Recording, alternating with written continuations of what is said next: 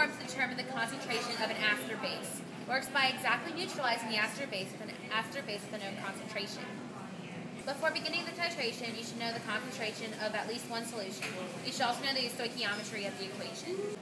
The volume of the analyte needed to exactly neutralize the aster base should be collected to determine the unknown variable. The volume should be read from the bottom of the meniscus and should be recorded to 2 decimal places.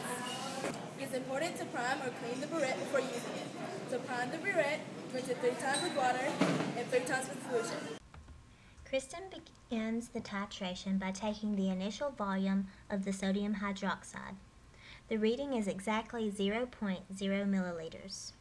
This volume is then recorded in the notebook. 2 drops of indicator solution have already been added to the solution containing the soda. Kristen takes the flask with the soda and begins to release the sodium hydroxide into it from the burette. She constantly swirls the Erlenmeyer flask. As the titration approaches the end point, Kristen more carefully releases the sodium hydroxide into the flask. She closes the stopcock when the solution has a light pink tint. The titration is now complete. Measuring from the bottom of the meniscus, the final volume of the sodium hydroxide is 27.50 milliliters. The delivered volume is then determined by subtracting the initial volume from the final volume.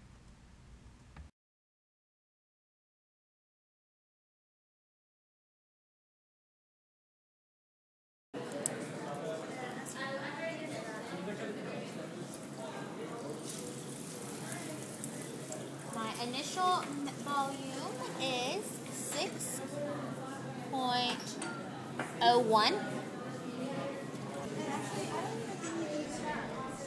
Sarah swirls the Erlenmeyer flask.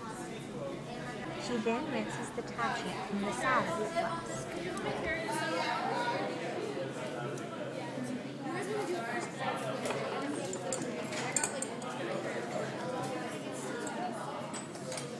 I think it's done. Y'all see that? See that? Okay, let's go up to the reading. My final reading is 32.79.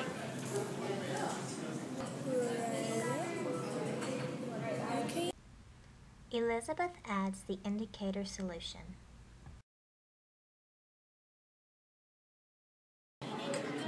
Our initial volume is 9.701.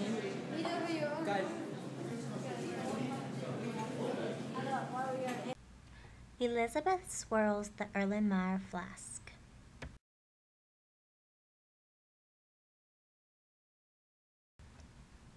The titration is almost complete.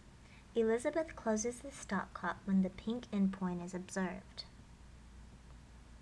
The final volume is 38.99 milliliters. Subtracting the initial volume from the final volume, we find that the volume transferred is 29.29 milliliters.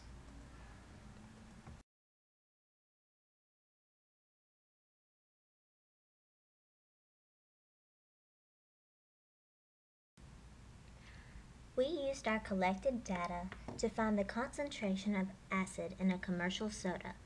Here are the final results.